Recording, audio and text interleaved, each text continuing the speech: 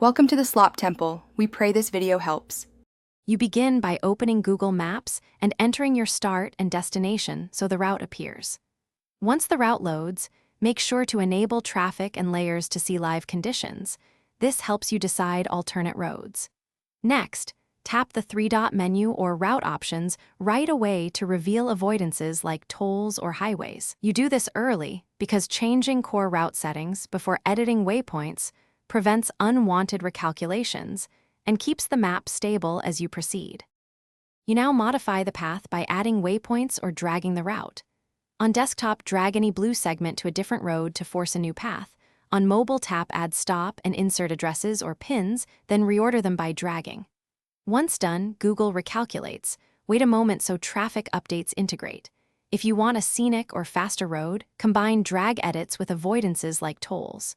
This two-step approach, waypoints then avoids, gives you predictable, customized routing results. You finish by reviewing ETA, distance, and any alternate suggestions listed under route options. Pick the one that matches your priorities. Then export or save. Send directions to your phone, share, or add stops to favorites for reuse. If the map refuses to change, clear the app cache or reload the page, then re-enter stops. This often fixes stale data. Finally, make sure location and permissions are enabled so live recalculations and traffic reflect correctly as you drive. Thanks for watching. Consider subscribing if we helped you.